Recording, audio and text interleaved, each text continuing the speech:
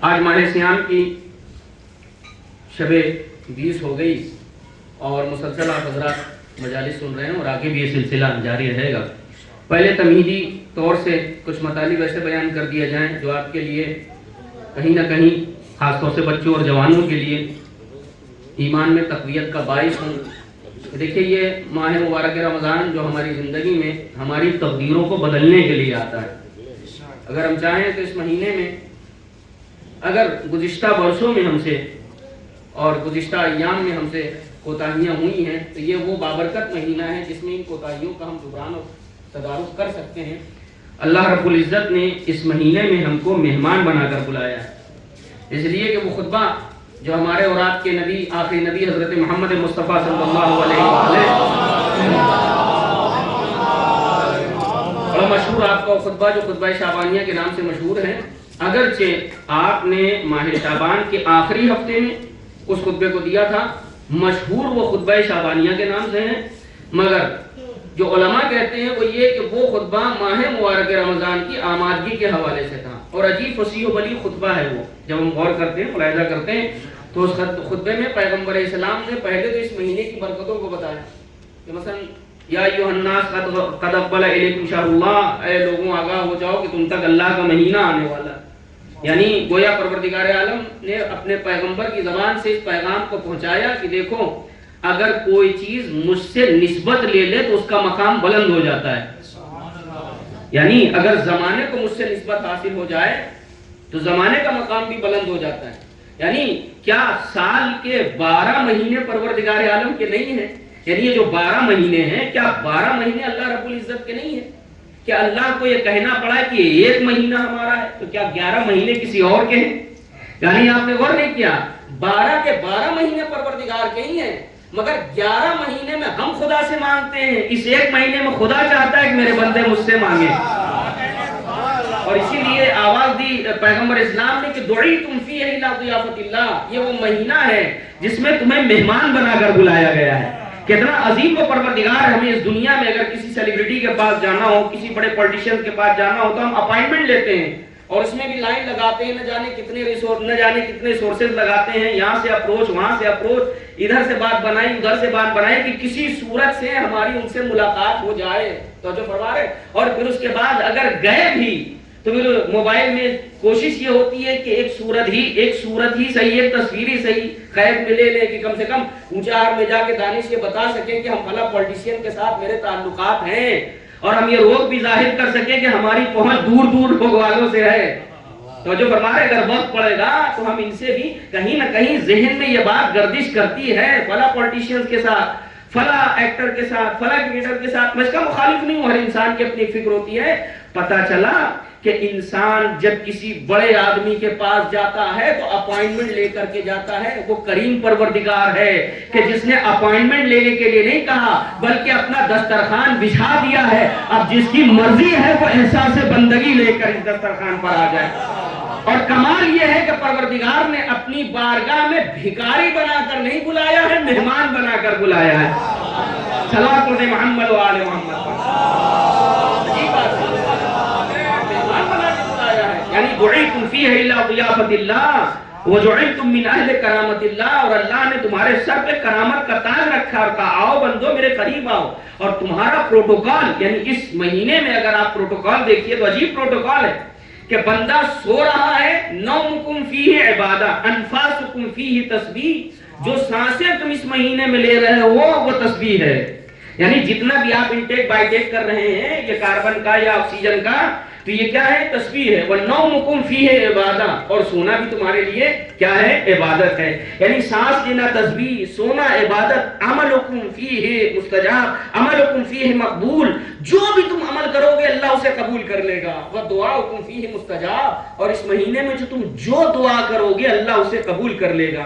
اور پھر جو انتظامات کیا پروردگار نے کہ غُلِّقَتْ أَبْوَابُ النِّيرَانِ، اللہ نے اس مہینے میں جہنم کے دروازوں کو بند کر دیا۔ وَفُتِّحَتْ أَبْوَابُ الجنہ، اور اللہ نے جنت کے دروازوں کو کھول دیا ہے۔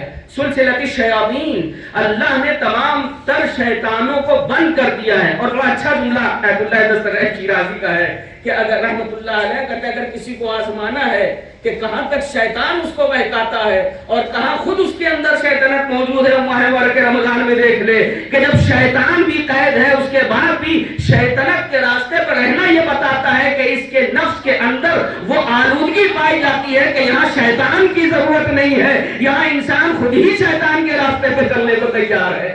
صلوات پڑھیں محمد و آل محمد پر۔ مشہور واقعہ ہے کہ ایک صاحب نے کہا کہ بھائی ہم ہر مولوی صاحب سے سنتے ہیں شیطان بہکاتا ہے، شیطان بہکاتا ہے، شیطان بہکاتا ہے، لہذا وہ ایک مولوی صاحب کے پاس گئے کہ ہمیں کوئی عمل بتا دیجئے کہ شیطان سے ہماری ملاقات ہو جائے، ہم بھی پوچھیں کہ ماجرا کیا ہوا کہ تم انسانوں کے دشمن بن گئے۔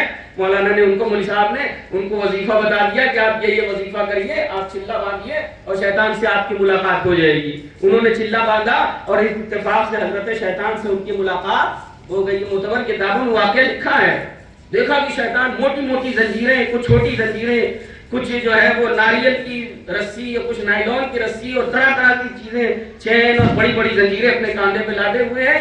یہ عامل نے پوچھا کہ بھائی اب تو آپ نے ساکشات درشن دے دیے، تو یہ بتائیے یہ جو آپ کے پاس یہ پتلی یہ جو آپ ڈوریاں لیے ہوئے ہیں اور بڑی بڑی زنجیریں لیے ہوئے ہیں، اس کا فلسفہ کیا ہے؟ تو اس نے کہا کہ یہ جو موٹی موٹی یہ جو زنجیر دیکھ رہا ہوں یہ ان کے لیے ہے جو جن کو بہکانا آسان نہیں ہوتا، جو مسلسل اللہ کی بارگاہ میں آنے والے ہوتے ہیں۔ تو کہا یہ جھوٹ کی رسی کس کے لیے ہے؟ کہا ان کے لیے جو کبھی کبھی آنے والے ہیں۔ تو جو فرما رہے ہیں یہ ان کے لیے۔ اب وہ ساری چیزیں بیان کرتے کرتے آخر پوچھا سب کے لیے تو رسی لائے ہو، پھر میرے لیے کیا؟ کہا تمہارے لیے کچھ لانے کی ضرورت نہیں ہے، تم نے تو خود عمل کر کے مجھے بلایا ہوا ہے۔ صلوات پڑھیں محمد و آل محمد پر۔ اصل مسئلہ یہ ہے کہ یہ ماہ مبارک رمضان وہ ہے، یہ وہ مہینہ ہے کہ جس میں ہم یہ اندازہ کر سکتے ہیں کہ ہم خود اللہ سے کتنے قریب ہیں۔ یہی وجہ ہے آپ دیکھیں ہمارے اور آپ کے امیر المومنین حضرت علی بن ابی طالب علیہ السلام،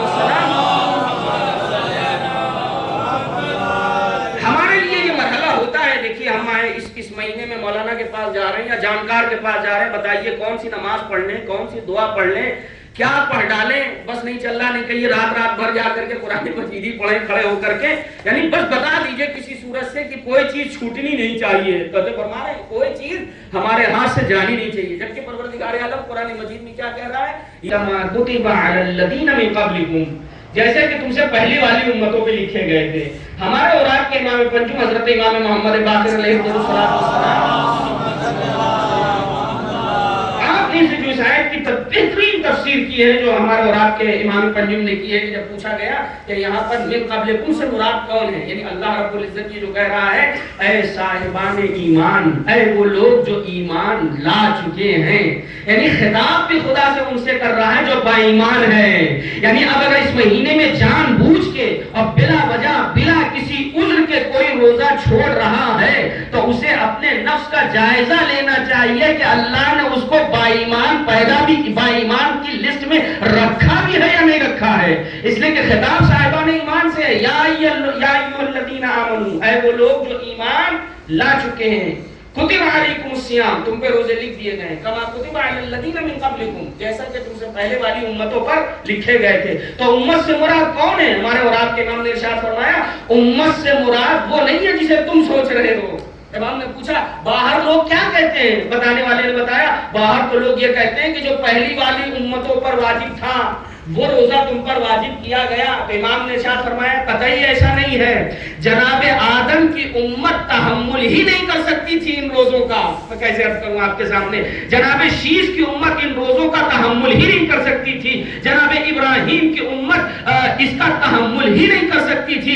اصل میں پروردگار عالم نے یہ روزہ گزشتہ انبیاء پر واجب کیا تھا اور آخری نبی کی عظمت کے وجہ سے ان روزے جیسی عظیم عبادت کو اس امت کے حوالے کر دیا گیا۔ یعنی یہ امت وہ روزے رکھ رہی ہے جس کو سابق انبیاء رکھا کرتے تھے۔ صلوات پڑھیں محمد و آل محمد پر۔ جو ہمارے کما کتب علی الذین من قبلکم لعلکم تتقون، اور یہ یوں ہی نہیں کہ بس روزے تم پہ لکھ دیے گئے، اس کا ایک فلسفہ بھی ہے، شاید کہ اس کے ذریعے تم متقی ہو جاؤ۔ اور عجب نہیں، آواز قدرت یہ ہے کہ شاید کہ تم متقی ہو جاؤ، یعنی یہ کوئی ضروری نہیں ہے کہ ایک انسان صبح کی اذان سے لے کر کے مغرب کی اذان تک اگر اپنے آپ کو ان تمام چیزوں سے بچا رہا ہے کہ جن چیزوں سے روزہ باطل ہوتا ہے، تو یہ ضروری نہیں ہے کہ وہ لعلکم تتقون کی منزل میں ہو۔ اگر ایسا ہوتا تو خدا یہ نہ کہتا کہ شاید کہ تم متقی ہو جاؤ۔ متقی کا مطلب کیا ہے؟ تمہارے اندر خوف خدا پیدا ہو جائے۔ یعنی روزہ اس لیے ہے تاکہ انسان اپنے اندر خوف خدا پیدا کر لے، اور اگر خوف خدا پیدا نہ ہو تو بھوک و پیاس تو ہو سکتی ہے، روزہ نہیں ہو سکتا۔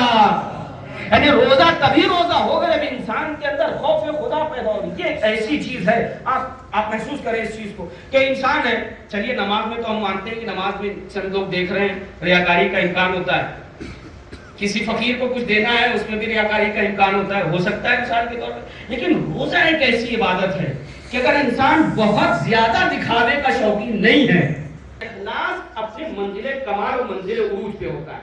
اب ذرا سوچیے، صبح کی اذان سے لے کر مغرب کی اذان تک، اب آج کل تو ظاہر ہے کہ اتنی زیادہ گرمی نہیں ہے، مگر ہم نے 46 اور 47 تک کے ٹیمپریچر میں لوگوں کو روزہ، یعنی میں نے خود دیکھا ہے، آپ نے ملاحظہ کیا ہوگا، 42 ٹیمپریچر میں لوگ روزے رکھ رہے ہیں اور کوئی دیکھنے والا نہیں ہے کہ جو ہمیں دیکھ رہا ہو۔ پانی سامنے رکھا ہوا ہے، بھائی کھانا پینا کیا ہے، حلال ہے یا نہیں حلال ہے؟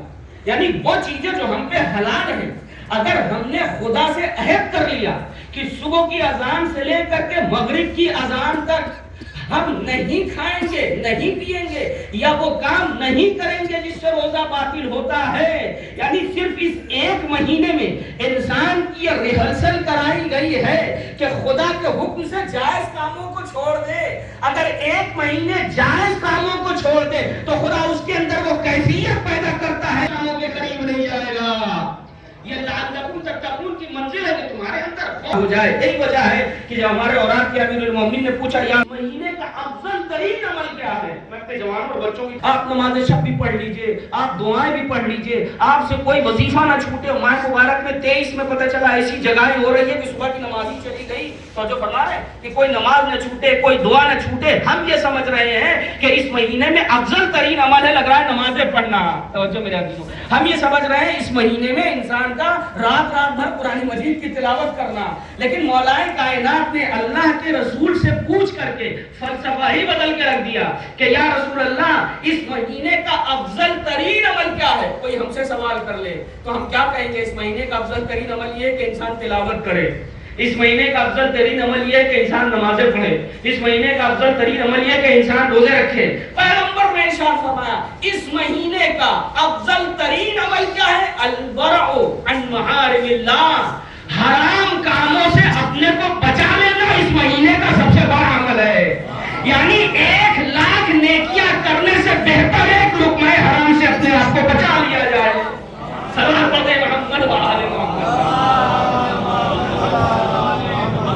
بڑی چیز ہے جو آپ کے سامنے عرض کر رہا ہوں، یعنی انسان اگر اپنے ورع کسے کہتے ہیں، علماء نے جس کی ورع کی وضاحت کی ہے بڑے خوبصورت انداز میں کی، اگر میں اپنے بچوں جوانوں تک پہنچا پا رہا ہوں۔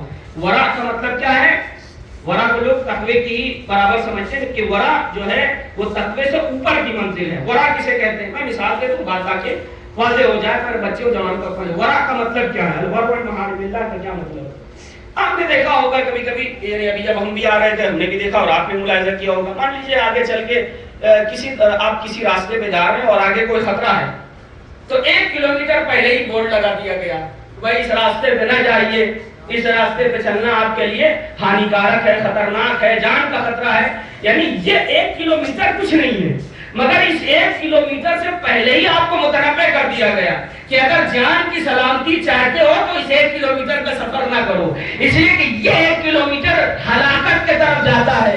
اسی کو ورع کہا جاتا ہے۔ ورع کا مطلب ہی یہ ہے کہ حرام کام میں پڑنا تو دور کی بات ہے، ان اسباب سے بھی پرہیز کیا جائے جو حرام کے طرف لے کر کے جاتے ہیں۔ اس لیے کہ دنیا والوں کا قانون ہے کہ اگر کوئی شراب پی کر کے، مینوشی کر کے یا کوئی بھی ایسا کام کر کے ایکسیڈنٹ کر دے تو پھر اس کے لیے جرائم ہے کہ بھائی آپ یہ اس طرح کر کے ڈرگ ہو کر کے ڈرائیونگ نہیں کر سکتے، گاڑیاں نہیں چلا سکتے، اور شراب پینا صحت کے لیے اچھا نہیں ہے، گٹکا کھانا صحت کے لیے اچھا نہیں ہے، تمباکو کھانا صحت کے لیے اچھا نہیں ہے۔ مگر یہ عجب ڈبل اسٹینڈرڈ ہے، اچھا نہیں بھی ہے اور بک بھی رہا ہے، اچھا نہیں ہے اور بک بھی رہا ہے۔ کیوں کہ اصل میں اس کا معاملہ ہے خزانہ بھرنے سے، اس کے ذریعے سے خزانہ بھرا جا رہا ہے۔ اس کا مطلب یہ یہ ہے کہ دنیا کی سرکاریں وہ ہوتی ہیں جو اپنا خزانہ بھرنے کے لیے بندوں کی فلاح بہبود نہیں دیکھتی، مگر دین اسلام وہ خوبصورت دین ہے، اگر کسی چیز کو حرام کہتا ہے، اگر دین اسلام نے شراب کو حرام کہا تو شراب کے بنانے کو بھی حرام قرار دیا، اس دسترخوان پہ بیٹھنے کو بھی حرام قرار دیا کہ جہاں پر شراب رکھی ہوئی ہو۔ صلوات پڑھیں محمد و آل محمد۔ اللہم صلی علی محمد و آل محمد۔ آگے آ جائیے، صلوات پڑھتے ہوئے تھوڑا سا آگے آ جائیے، تھوڑا سا، زیادہ وقت آپ حضرات کا انشاءاللہ نہیں دوں گا، تھوڑا سا آگے آ جائیے، تھوڑا سا۔ صلوات پڑھیں محمد و آل محمد۔ تو قابل غور بات ہے، اس مہینے کی بڑی فضیلت ہے۔ دعیتم فیہ لضیافۃ اللہ، تمہیں اللہ کی مہمانی میں بلایا گیا ہے۔ عجیب بات ہے، اس مہینے میں تم سانس لے رہے ہو، گویا کہ پروردگار عالم سے قریب ہو رہے ہو۔ سانس لینا بھی تسبیح ہے۔ میں دیکھ رہا تھا آج ایسے ہی دیکھ رہا تھا کہ کتنی بار انسان سانس لیتا ہے، تو میں دیکھ رہا تھا کم سے کم پورے دن میں انسان 21 سے لے کے 25,000 مرتبہ تو سانس لیتا ہی لیتا ہے۔ اب آپ سوچئے، ہمیں اندازہ بھی نہیں ہے کہ اب اتنی سانس لے رہے ہیں، اتنی تسبیح ہو گئی، ورنہ یہ بٹن لگا یعنی سانس لینا ہماری ضرورت ہے، اس نے اس مہینے کی ضرورت کو بھی عبادت بنا دیا۔ تم سانس لے رہے ہو، یہ بھی تمہارا عبادت۔ نومکم فیہ عبادت، تمہارا سونا عبادت ہے۔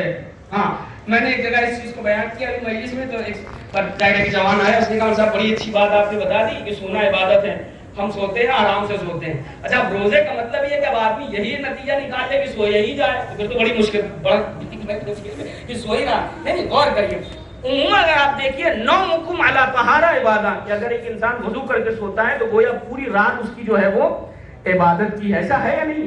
مگر اس مہینے میں یہ شرط نہیں ہے کہ انسان وضو کر کے سوئے تو اس کی رات عبادت ہے۔ اس مہینے میں اللہ رب العزت نے اپنی برکتوں کو عام کر دیا ہے، ایسے بھی اگر روزے دار سو رہا ہے تو عبادت ہے۔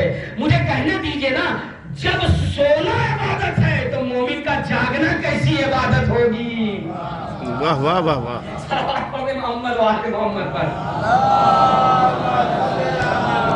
ایک اور صلوات پڑھیں بابا سے بلند۔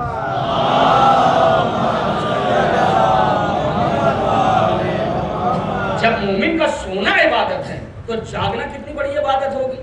دیکھیے، وہ اور ہستیاں ہیں جن کا سونا ایسا سونا تھا کہ آج تک اس سونے کی ویلیو نہ گری۔ نہیں، شاید میں اپنی بات پہنچا نہیں پا رہا ہوں۔ ان کا سونا ایسا تھا کہ صدیوں تک زمانہ جاگتا رہے، اس سونے کی برابری نہیں ہو سکتی۔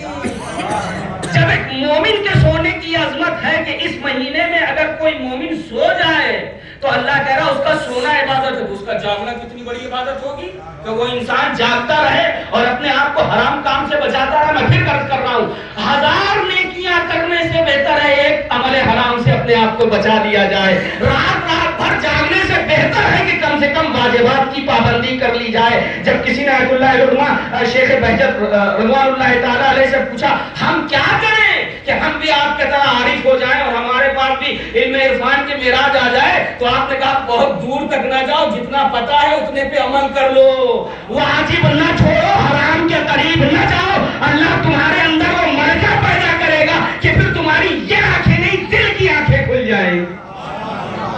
صلوات پڑھیں محمد و آل محمد۔ جو فرمایا ہے ایک اور صلوات پڑھیں محمد و آل محمد۔ تو اصل مسئلہ ہے انسان کے اندر اس مہینے میں پروردگار عالم چاہتا ہے کہ میرے بندے میرے مہمان ہیں، ہم فیہ عبادت، تمہارا سونا بھی عبادت ہے۔ یہ پروٹوکول ہے ایک بندے کا۔ پروردگار عالم نے وہ کتنا کریم پروردگار ہے جس نے بلایا اس طرح، اور پھر اتنا ہی نہیں بلکہ آواز دی من تلا آیتن، ایک آیت اگر کوئی اس مہینے میں پڑھ رہا ہے، ایک آیت قرآن مجید کی ایک آیت اگر پڑھ رہا ہے، اس کا اجر اس کا کیا ہے؟ کمن ختم القرآن، جیسا کہ پورے قرآن مجید کا اس نے پورے قرآن مجید کی تلاوت۔ اچھا، یہ بہت بڑا مسئلہ ہے، اب یہاں ہو سکتا ہے نہ ہو، لیکن یہ بستی میں اکثر و بیشتر، اور اکثر کا مطلب میں جانتا ہوں، تو کبھی کبھی قدار والا بھی اکثر کہہ دیا جاتا ہے، اکثر و بیشتر ہر مہینے یہ سوال کیا جاتا ہے، مجھے ابھی بتائیے اگر ماہ مبارک میں قرآن مجید کھولا تو کیا ختم کرنا ضروری ہے؟ کئی لوگ بیچارے اس خوف سے قرآن مجید کے قریب نہیں جاتے کہ اگر کھولیں گے تو چند آیتیں پڑھ لی تو پورا قرآن جو ہے وہ ختم کرنا ضروری ہے۔ ایسا کچھ نہیں ہے، یاد رکھیے گا، کوئی بھی ایسا ٹریڈیشن، کوئی بھی ایسی رسم جو قرآن کے خلاف ہو قابل قبول نہیں ہے۔ قرآن کہہ رہا فقرؤ ما تیسر من القرآن، جتنا ممکن ہے اتنا پڑھو، اس لیے کہ یہ کلمات خدا ہیں، یہ ایشور واڑی ہیں، جتنا پڑھتے چلے جاؤ گے من کی گندگی صاف ہوتی چلی جائے گی، یعنی پڑھتے چلے جاؤ، ایک آیت کا ثواب، آپ ذرا سوچئے ایک آیت کا ثواب، ایک آیت اگر کوئی پڑھے تو گویا ایسا ہے کہ جیسے اس نے کل قرآن پڑھ لیا ہو۔ اور آج کے دور میں کوئی بہانہ قسم قابل قبول ہے ہی نہیں، ٹھیک ہے، ممکن ایک ساتھ کہیں کہ ہم نے نہیں پڑھا قرآن، کہ مجھے نہیں پڑھنا آتا، موبائل تو ہے آپ کے پاس، پڑھنا نہیں آتا، سننا تو آتا ہے، سننا بھی نہیں آتا، کیا قرآن مجید کو سنا بھی نہیں جا سکتا اس مہینے میں؟ آپ ذرا سوچیے، میں آپ کے سامنے روایت پڑھوں، صلوات پڑھیں محمد و آل محمد پر۔ کے رمضان میں بڑا مسئلہ ہوتا ہے، اگر کوئی روایت بیان کی جائے یا کوئی چیز بیان کی جائے تو بڑی احتیاط کرنی ہوتی ہے، علماء کرام تشریف فرمائیں۔ تو روایت جو ابن ابی عمیر سے روایت ہے اور متعدد ہماری احادیث کی کتب میں موجود ہے کہ اسی قرآن مجید کے حوالے سے میں عرض کروں آپ کے سامنے کہ یعنی شہزادی فاطمہ سے بھی مولا کائنات سے بھی کہ اگر کوئی قرآن مجید کی تلاوت کرتا ہے، جس گھر میں قرآن مجید کی تلاوت، بہت سارے لوگ ہیں پریشان ہوتے ہیں، کوئی روزی کے سلسلے سے، کوئی قرض کے سلسلے سے، کسی کے ساتھ کوئی مشکل ہے، کسی کے ساتھ کوئی مشکل ہے، بیچارے پریشان ہوتے ہیں لوگ۔ ہم آپ کو ایک حل بتا سکتے ہیں اس کے ذریعے، جس گھر میں قرآن مجید کی باواز بلند تلاوت ہوتی ہے وہ گھر اہل آسمان کے لیے ایسے ہی چمکتا ہے جیسے ستارے اہل زمین کے لیے چمکتے ہیں۔ اللہ اکبر، یعنی اللہ رب العزت اس گھر سے تمام طریقے کی نحوستوں کو دور کر دیتا ہے، ہر طرح کی برکتوں کو داخل کر دیتا ہے۔ اب آپ ذرا سوچئے اگر قرآن مجید کی تلاوت ہو رہی ہے اور باواز بلند تلاوت کرنا چاہیے، باواز بلند سے اتنا بلند بھی نہیں کہ آس پاس پڑوس کے لوگوں کا مائک لگا کے ڈسکس کرنا شروع کر دیں، مقصد یہ کہنے کا کہ باواز بلند کیجئے، گھر کے شیاطین اس سے دور ہو جاتے ہیں، انسان کی پریشانی اس کے ذریعے حل ہو جاتی، بہت ساری دشواریاں ہیں جو حل ہو جاتی ہیں۔ اور دیکھیے پریشانیاں حل ہو یا نہ ہو، ہمیں یہ نہیں بھولنا چاہیے کہ یہ اللہ کا کلام ہے، ائمہ نے ترغیب دلائی ہے، اور میں برابر اس کی مثال دیتا ہوں، شاید کسی موقع پہ دی بھی ہو، آج بھی دے رہا ہوں، یاد رکھیے گا ہر چیز کا ایک موسم ہوتا ہے اور اس موسم میں اس چیز کا اپنا ایک الگ ہی لطف ہوتا ہے۔ جیسے میں اس کی مثال ایک مدت سے میں مثال دیتا آ رہا ہوں، اگر آپ کو اس کی مثال لینی ہو تو آپ آم کی لے لیجیے۔ ابھی بعض جگہ افطار میں آم جو ہے وہ کٹ کے آیا، مگر وہ ذائقہ اور وہ نہ خود ذائقہ ہے اور مہنگا کے مہنگا ہے۔ ابھی کچھ عرصہ گزرے گا، آپ بازاروں میں جائیے گا، وہی آم جو ہے وہ سستا مدد ملے گا اور ذائقہ بھی ہوگا۔ کیوں کہ ابھی آم کا موسم نہیں آیا ہے، موسم آئے گا تو ذائقہ بھی آ جائے گا، ریٹ بھی نیچے ہو جائیں گے۔ تو اصل میں ماہ مبارک رمضان بہار ہے قرآن مجید کی تلاوت کی، یہ وہ مہینہ ہے جس میں تلاوت کر کے ہم ایک آیت پڑھ کر کے قرآن مجید کا ثواب لے سکتے ہیں۔ ثواب پڑھیں محمد و آل محمد۔ یہاں تک میں آپ کے اذان عالیہ کو اس لے کر کیا صرف آپ کو متوجہ کرنا مقصود تھا کہ آپ دیکھیں، توجہ کریں کہ آپ اس مہینے میں اللہ کو مہمان بنا کے بلائے گئے ہیں، اللہ کے مہمان ہیں آپ، بڑی تم فی الی ضیافت اللہ، تمہیں اللہ کا مہمان بنا کے بلائے گئے ہیں۔ مہمانی کا دستور و طریقہ کیا ہے؟ دنیا کا ہر شریف ترین انسان یہی کہے گا، دیکھیے کہیں مہمان بن کے جایا جاتا ہے تو میزبان کی تمام چیزوں کا خیال کیا جاتا ہے۔ اگر مہمان جو ہے کہیں چلا جائے، میں ایک مثال دوں، مجھے کہیں مہمان بلایا گیا اور مہمان بن کے گیا، مجھے پتا ہے، میں مثال دے رہا ہوں، بات ہے میزبان ہے، مجھے پتا ہے میزبان کو نیلے رنگ سے بہت زیادہ چڑ ہے، مان لیجیے اللہ سبیل المثال، کہ ان کو نیلا کلر ان کو بالکل بھی پسند نہیں، دیکھتے ہی بالکل بھڑک جاتے ہیں، وہ دیکھتے ہی بالکل جو ہے ان کا پاڑا جو ہے وہ ہائی ہو جاتا ہے، روزہ ہو جاتا ہے۔ تو اب یہ بتائیے یہ مہمان جب جائے گا تو نیلے کلر کا کپڑا پہن کے جائے گا؟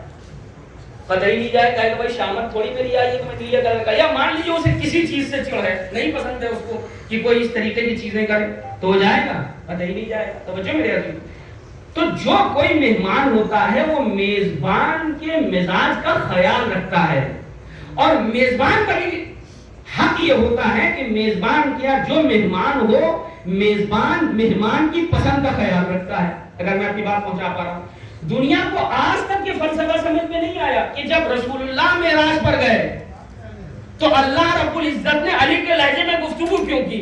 ہماری سمجھ میں اس ماہ مبارک رمضان میں اتنا تو آ گیا کہ میزبان مہمان کی پسند کا خیال کرتا ہے اور مہمان میزبان کی پسند کا خیال رکھتا ہے۔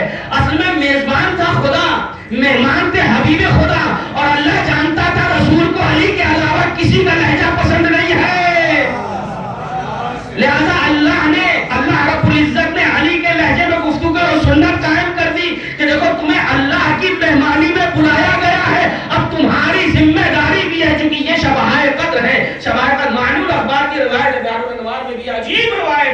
روایت ہے پیغمبر اسلام نے پوچھا یا علی اتدری معنی لیلۃ القدر، اے علی کیا تم شب قدر کا مطلب جانتے ہو؟ مجھے ایک ایک آدمی کی توجہ چاہیے، کیا تم شب قدر کے معنی جانتے ہو؟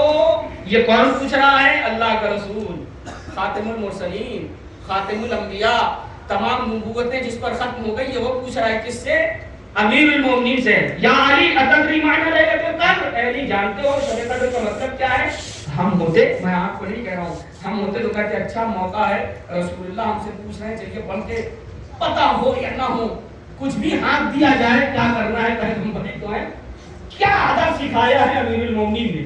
لیکن میری اپنی معرفت یہ کہتی، ناقص معرفت یہ کہتی ہے کہ یہ نہیں ہو سکتا کہ امیر المومنین کو پتہ نہ ہو، لیکن امیر المومنین ادب سکھا رہے ہیں کہ جب سامنے والا عظیم شخصیت ہو تو اس کے سامنے زانو ادب طے کیسے کیا جاتا ہے۔ جواب سنیے مولا کائنات، اللہ یعلم و رسولہ، اللہ بہتر جانتا ہے، اللہ کا رسول بہتر جانتا ہے۔ وہ مولا کائنات نے متوجہ کیا جب اپنے سے بہتر والا بہتر سامنے ہو تب اس کے آگے اپنی قابلیت نہیں دکھائی جاتی۔ نہیں شاید اپنی بات پہنچا نہیں پا رہا ہوں، یعنی اگر آپ دیکھ لیں کہ ہم سے بہتر ایک آدمی موجود ہے، کسی لائن کا ایکسپرٹ موجود ہے، تو آپ وہاں پر اپنی قابلیت ہم اور آپ نہ دکھائے۔ اللہ یعلم و رسولہ، اللہ جانتا ہے، اللہ کا رسول بہتر جانتا ہے کہ شب قدر کے معنی کیا ہے۔ فوراً پیغمبر نے ارشاد فرمایا ان اللہ تبارک، یعنی شب قدر کو شب قدر کیوں کہا گیا؟ ان اللہ تبارک و تعالی قدر فیہا وولایتک وولایت ائمۃ من ولدک، اللہ رب العزت نے اس شب میں یا علی آپ کی ولایت کو اور آپ کے بچوں کی ولایت کو مقدر کیا ہے۔ قبل ان یقدر فیہا ما ہوا قائل الی یوم القیامہ، قیامت تک کی چیزوں کو بعد میں مقدر کیا ہے، آپ کے بچوں کا مقدر پہلے لکھا ہے۔ مجھے کہنے دیجئے جس کا سب سے پہلے مقدر لکھا جائے اسے آل محمد کہا جاتا ہے، اور جن کے صدقے میں ساری کائنات کا مقدر لکھا جائے ان کو آل محمد کہا جاتا ہے۔ صلوات پڑھیں محمد و آل محمد۔ اللہم صلی علی محمد و آل محمد۔ ایک اور صلوات پڑھ دیجیے محمد و آل محمد۔ اب آپ کے اذان عالیہ یہاں تک آ گئے، اب ہماری ذمہ داری کیا ہے؟ یہاں تک آپ کے اذان عالیہ آ گئے کہ ہماری ذمہ داری ان شبائے قدر میں آل محمد علیہ السلام کے امور کا حیا کرنا۔ میرے طرف متوجہ رہیے، اب یہاں سے بہت کام کے مطالب آپ کے سامنے پیش کر کے اور بات کو تمام کر دوں۔ آل محمد علیہ السلام کے حق کا احیا کرنا، آل محمد علیہ السلام، لیکن نماز و روزہ و حج و زکات و خمس و جہاد اپنی، یعنی یہ تمام چیزیں وہ ہیں جو ہم پر فرض ہیں، ہمیں اس کا حساب دینا ہے، نہیں کریں گے تو اللہ کی ہمیں جواب دہی ہوگی۔ لیکن یہاں قابل غور بات ہے فلسفہ صیام کیا ہے؟ لعلکم تتقون، شاید کہ تمہارے اندر اللہ کا خوف پیدا ہو جائے۔ ہم نے جانوروں میں بھی دیکھا ہے، علماء کرام تشریف فرمائیں کہ بعض جانور وہ ہیں کہ جن کا گوشت کھانا حلال ہے، لیکن اگر وہ حرام چیز کھانے کو اپنی عادت کر لیں تو ایک مخصوص حکم ہے جس کو کہا جاتا ہے استبراء، اس کے ذریعے سے ان کو پاک کیا جاتا ہے۔ توجہ میرے عزیزو، تو جو خدا جانوروں کے پاکی کے ایام معین کر دے، جو خدا جانوروں کے لیے بھی استبراء رکھے، تو کیا یہ افضل خلق کے لیے ایسے ایام نہیں رکھے گا جس میں ہم اپنی روح کو پاک کر سکیں؟ یاد رکھیے جس مہینے میں ہم اپنی روح کو پاک کر سکتے ہیں اسے ماہ مبارک رمضان کہا جاتا ہے۔ کہ جب ہم حرام کے عادی ہو گئے ہوں تو اس مہینے میں ہم اللہ کی بارگاہ میں آ کر اپنے آپ کو خدا کی بارگاہ میں خدا کا خالص بندہ بنا کر پیش کر سکتے ہیں۔ اب سنیے جو میں آپ کے سامنے بیان کرنا چاہتا تھا، اور میری آرزو تھی کہ آپ کے سامنے یہ چیزیں بیان کروں، اس لیے کہ آپ سب کا بھی جو دکھا ہوا ہے، بھرا ہوا ہے، اور کہیں نہ کہیں مجھے بھی اس بات کی تکلیف ہے، اور میں اس وقت آپ کے تمام احساسات کا قدردان ہوں کہ اس مہینے میں یہ ہماری ذمہ داری ہے۔ مثال کے طور پہ کیا وصیت ہم دائرے کی پوری وصیت میں مولا کائنات کی نہیں پڑھ سکتا، سر میں نے اس کا ایک دو فکر آپ کے سامنے پڑے، شاید اسی پوری گفتگو اسی پہ ہو جائے، اس کے آگے باقی سے بڑھ پائے کہ اس ماہ مبارک میں خاص طور سے یہ شبائے قدر جو گزر رہی جس میں ہم کو اور آپ کو اصرار ہے، سفارش کی گئی ہے کہ دعائیں کریں، اس لیے کہ ان پہلی شب جو ہے جس کو شب تقدیر کہا جاتا ہے، دوسری شب کو شب ابرام کہا جاتا ہے، اور تیسری شب کو شب امضاء کہا جاتا ہے، یعنی شب 19، شب 21 اور شب 23۔ میں اپنے بچوں اور جوانوں کی توجہ چاہ رہا ہوں، یعنی اگر اس دنیاوی مثال میں تقریب مفہوم کے لیے مثال دے رہا ہوں، یعنی جیسے ایک طریقہ ہوتا ہے کہ بھائی ایک بار بجٹ رکھا جاتا ہے، پھر بجٹ پہ چرچا ہوتی ہے، پھر اس کے بعد وپکش آتا ہے، وہ چرچا کرتا ہے، اور پھر اس کے بعد فائنل اس میں مہر لگتی ہے کہ اس ڈپارٹمنٹ کو اتنا حصہ، اس ڈپارٹمنٹ کو حصہ، اتنا حصہ، اس ڈپارٹمنٹ کو اتنا حصہ. دیکھیے وہ کریم پروردگار ہے، اس کو ضرورت نہیں ہے کہ وہ بجٹ سنسد میں پیش کرے، مگر اس کریم پروردگار نے پھر بھی مقدر لکھنے سے پہلے ہم کو اور آپ کو موقع دیا کہ ہم اس کی بارگاہ میں آ کر کے اپنے مقدر کو اچھا کر سکتے ہیں. تو یہ قضاء و قدر کی راتیں بہت اہم ہیں ہماری زندگی میں. پورے سال ہم جتنی مشکلات کا، آسانیوں کا سامنا کرتے ہیں، اس میں دخل ان شبہائے قدر کا ہے جو ہم اور آپ گزار رہے ہیں. ہزارے خبردار ان راتوں کو عام راتوں کی طرح نہ گزاریے. سب سے بہتر عمل یہ ہے کہ اپنے آپ کو حرام کام سے بچانا ہے. اور یاد رکھیے گا، خدا کا خوف پیدا کیا جائے، اور اس کا بہترین طریقہ کلمات معصومین علیہ السلام. مولا کائنات کی وصیت ہے، آخری وقت ہے مولا کائنات کا نہج البلاغہ میں اور دیگر کتب احادیث میں اس کا ذکر آپ کو مل جائے گا. آخری وقت ہے مولا کائنات کا. آپ اپنے بیٹے امام حسن، امام حسین کو وصیت کر رہے ہیں. کیا وصیت کر رہے ہیں؟ اوصیکما بتقوی اللہ، اے میرے بچوں میں تم کو خوف خدا کا نصیحت کر رہا ہوں کہ اپنے دل میں خوف خدا پیدا کرو، یعنی اللہ کا خوف پیدا کرو. میں ایک سوال آپ سے کرنا چاہ رہا ہوں، کیا آپ میں سے کوئی ہے جو اس بات کو مان لے کہ کیا امام حسن، امام حسین، جن کو پیغمبر بچپنے کے عالم میں یہ کہہ رہے ہیں کہ امامان انقاما وقادا، یہ دونوں بچے میرے امام ہیں، چاہے بیٹھے رہیں اور چاہے کھڑے رہیں، بچپنے کے عالم میں. ارے آپ جو بزرگ اصحاب تھے انہوں نے پیغمبر سے نہ پوچھا کہ یہ تو ابھی چھوٹے ہیں، آپ کہاں اتنی بڑی سند ان کو دے رہے ہیں؟ اس کا مطلب صدر اول کے اصحاب کرام جانتے تھے حسن اور حسین کی فضیلت کیا ہے. بیٹا انہوں نے نہیں پوچھا، بس پیغمبر نے کہہ دیا مان لیا. تو کیا امام حسن اور امام حسین کو یہ بتانے کی ضرورت ہے کہ ہاں تقوی الہی اختیار کرو؟ پھر اس کے بعد عجیب مولا کائنات نے وصیتیں کی ہیں، خبردار تقوی الہی اختیار کرو. اور اس کے بعد جو جملہ میں نے آپ کے سامنے کہا، عجیب وصیت ہے مولا کائنات کی، کونا للظالم خصما وللمظلوم عونا. خبردار دیکھو، کبھی ظالم کے طرفدار نہ ہونا اور ہمیشہ مظلوم کے وفادار رہنا. یہ ایک وصیت ہے مولا کائنات کی. اور میرا سلام ہے اس ملت کے اوپر جو نسلن بعد نسلن، جیلن بعد جیلن اپنے مولا کی وصیت پر عمل کر رہے ہیں. ہر زمانے میں ظالم کی مخالفت کرتے رہے اور مظلوم کی حمایت کرتے رہے، چاہے زمانے کا بادشاہ ہمارا مخالف ہو جائے، چاہے قوتیں ہمارے مخالف ہو جائے، مگر ایک وہ سنت جو امیر المومنین سے چلتی چلی آ رہی ہے، یہ سنت نہیں بدلی. نہ کل ہم نے ظالم کی بیعت کی تھی، نہ آج ہم ظالم کی بیعت کرنے پر عمل محمد وآل محمد.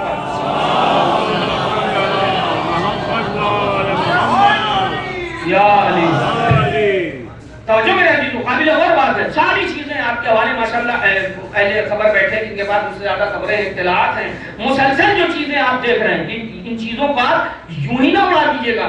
پروردگار عالم کا شکر ادا کیجیے. خدا عالم متعال کا بیش بہا احسان ہے کہ پروردگار عالم نے ہم کو اس مکتبے فکر سے جوڑا ہے جس نے کبھی ظالم کی حمایت نہیں کی. وگرنہ میرا تو ایک سوال ہے، الحمدللہ اس کو میں نے ابھی شہید آیت اللہ خامنئی کی مجلس بڑی پذیرائی ہوئی، ایک فکر ہے میں پیش کرنا چاہ رہا ہوں، آپ غور کریے بھائی.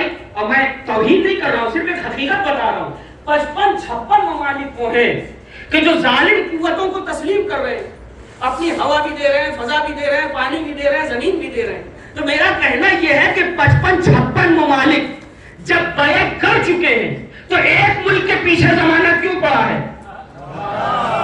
میں آپ کو بیدار نہیں کر پا رہا ہوں. جب 55-56 ممالک بیعت کر چکے ہیں، کمپلیٹ سرنڈر یعنی مکمل سمپورن روپ سے آتم سمرپن، یعنی جب 56 ممالک آپ سمرپن کر چکے ہیں تو اب آپ کا ایک ملک کیا کر لے گا؟ چھوڑیے نا، کہاں تم سمجھے نہیں، تاریخ دوہرا رہی ہے.